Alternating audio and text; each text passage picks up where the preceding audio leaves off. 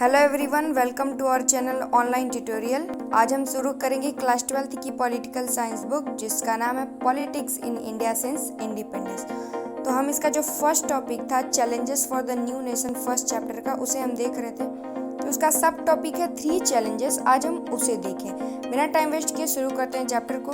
तो पहला चैलेंजेस देश के सामने है टू शेप अ नेशन, यानी देश को कैसे एक आकार दिया जाए।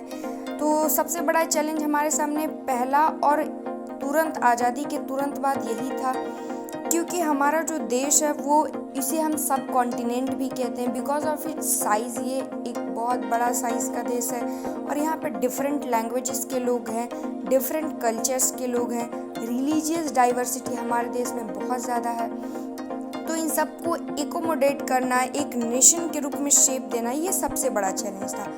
दूसरा चैलेंज आप देख सकते हैं टू इस्टेब्लिश डेमोक्रेसी, यानी जितनी भी हमारी इंडिपेंडेंस की वॉइसेस थी वो इस बात को लेकर सहमत थी कि डेमोक्रेसी को कैसे इस्टेब्लिश किया जाए आज़ादी के बाद। तो ये एक सेकेंड चैलेंज था इंडिया के सामने।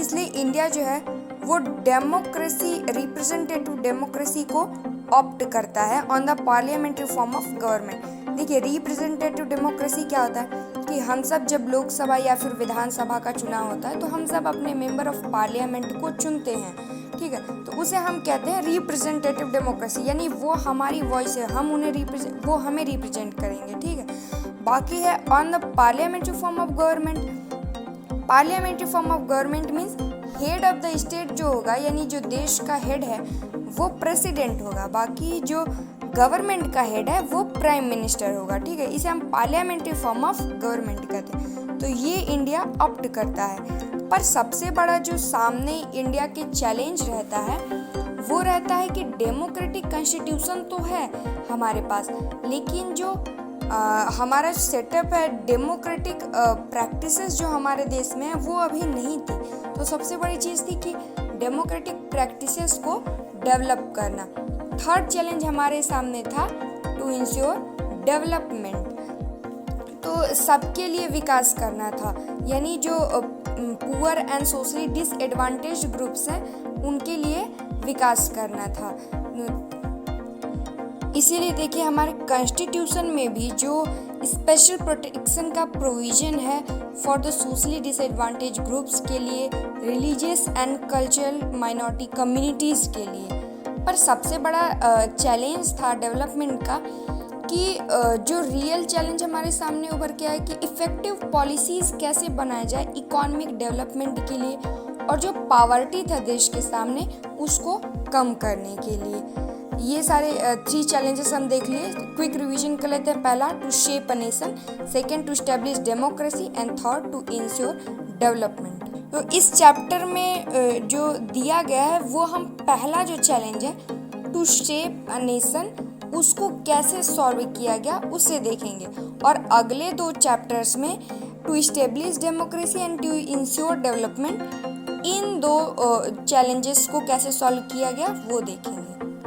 अब अगला टॉपिक है पार्टीशन, डिस्प्लेसमेंट एंड रिहेबिलिटेशन, यानी पार्टीशन के बाद की क्या क्या स्थिति थी उस चीज़ को दिखाया गया है। प्रोसेस क्या था पार्टीशन को, डिफ़िकल्टीज़ क्या थी, इस चीज़ को इस टॉपिक में दिखाया गया।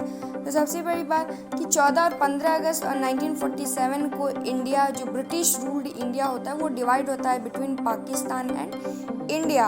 और जो डिवीजन का मेन कारण होता है वो होता है two nation theory which was advanced by Muslim League. तो जिना की जो पार्टी होती है मुस्लिम लीग, वो टू नेशन थ्योरी को देती है। टू नेशन थ्योरी देखिए बेसिकली क्या होता है कि according to this theory India जो है, इंडिया में 2 तरह के लोग होते हैं, हिंदू और मुस्लिम। ये दोनों अलग अलग ग्रुप हैं, यानी ये इनके हिसाब से, ये जो थ्योरी थी उसके हिसाब से, these are not one people, they are 2 people, and that's why they demanded Pakistan की पाकिस्तान हमें चाहिए सेपरेटली, स्पेशली फॉर मुस्लिम्स। तो ये उनकी डिमांड थी। अब देखते हैं हम process of partition.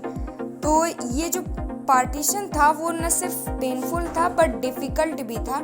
It was decided कि जो प्रिंसिपल है, अब ये था कि किस बेसिस पे डिवाइड हो। तो ये कहा गया कि जो प्रिंसिपल है रिलीजियस मेजॉरिटीज़ का, मतलब कि अगर उस एरिया में मुस्लिम मेजॉरिटी में है तो तो वो एरिया पाकिस्तान के अंडर होगा। एंड अगर वहाँ पे हिंदू एंड सिख और या फिर अदर कम्युनिटी मेजॉरिटी में है बिसाइड्स मुस्लिम्स, तो वो एरिया इंडिया के अंदर होगा। तो ये जो है प्रिंसिपल रिलीजियस मेजॉरिटीज़ का ये लगाया गया प्रोसेस ऑफ पार्टिसिपेशन के पार्टीशन के टाइम। तो उसके बाद हम देखते हैं कि ये सब तो हो गया, बाकी इसमें डिफ़िकल्टीज कहाँ कहाँ पे थी।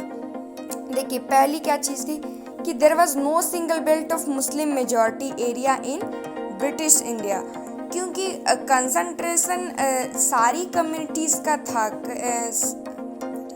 हर जगह हर रिलीजन के लोग ज़रूर थे, लेकिन जो इंडिया का वेस्ट पार्ट है और जो इंडिया का ईस्ट पार्ट है, वहाँ पे जो मुस्लिम्स का कंसंट्रेशन था वो थोड़ा ज़्यादा था। तो इसलिए डिसाइड किया गया कि ये दोनों पार्ट जो है वो पाकिस्तान बनेंगे।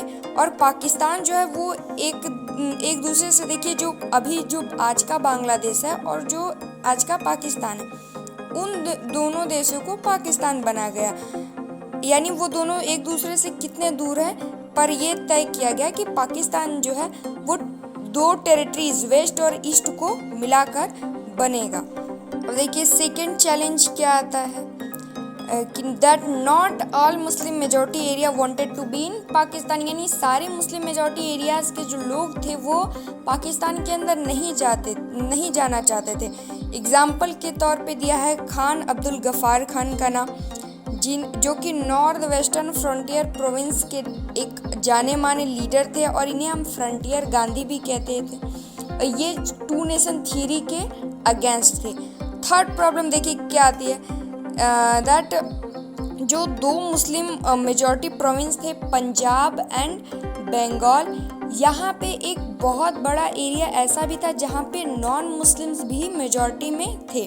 तो ये तय किया गया कि यहाँ पे जो बाइफर्केशन था ये दोनों प्रोविंसेस का डिस्ट्रिक्ट लेवल पे हो या फिर उससे भी लेवल गांव के लेवल पे यहाँ पे हुआ, काफ़ी छोटे लेवल पे। जहाँ पे भी मुस्लिम मेजॉरिटी में थे वो पाकिस्तान में, जहाँ पे अदर कम्युनिटी मेजॉरिटी में थी वो इंडिया के अंदर।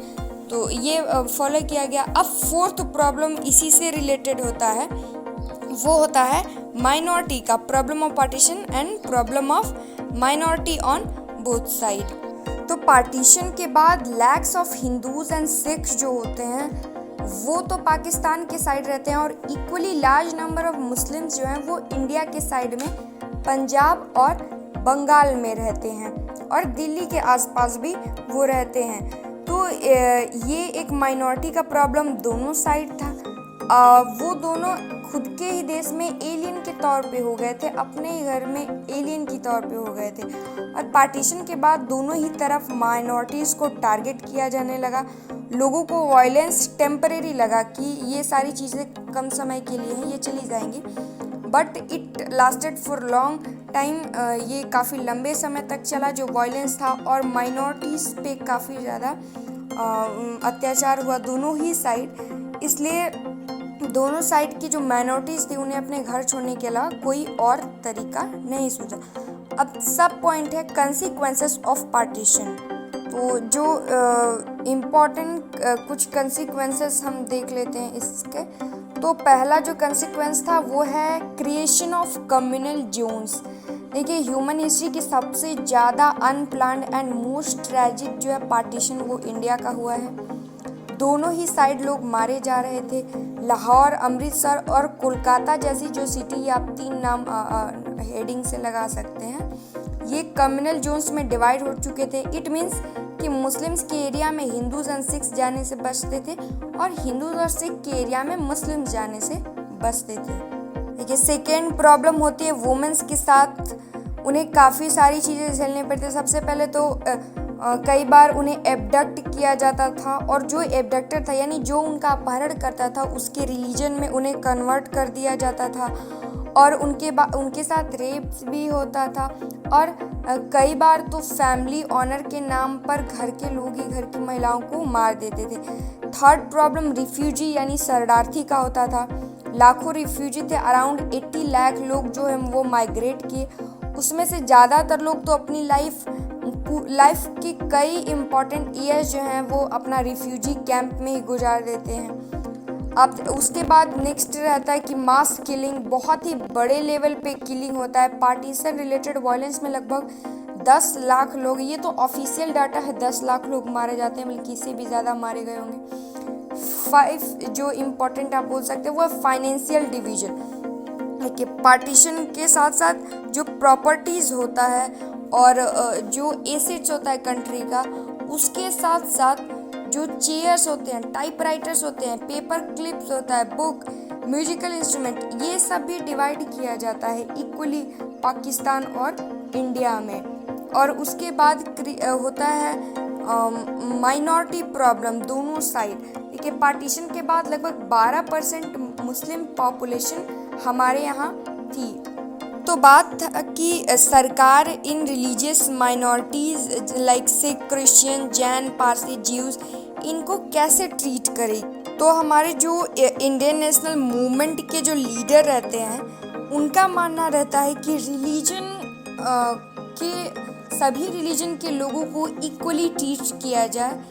किसी का रिलीजन एफिलिएशन ये तय नहीं करेगा, यानी किसी भी व्यक्ति का झुकाव किसी पर्टिकुलर रिलीजन की तरफ है तो ये तय नहीं करेगा कि उसे हम कम वैल्यू देंगे या फिर ज़्यादा वैल्यू देंगे। इसलिए इंडिया एक सेकुलर कंट्री बना और यही आइडिया हमें अपने कॉन्स्टिट्यूशन में भी देखने को मिलता है। इनिशियली सेकुलर वर्ड हमारे कॉन्स्टिट्यूशन में नहीं था, दो हमारा जो कॉन्स्टिट्यूशन है वो सेकुलर था, बट ये सेकुलर वर्ड नहीं था। तो ये कब हमारे कॉन्स्टिट्यूशन में ऐड हुआ, do let me know in comment box. आगे की टॉपिक्स हम अगली वीडियो में करेंगे। Thanks for watching my video. If you like it, do subscribe, like and share and comment. Thank you so much for watching.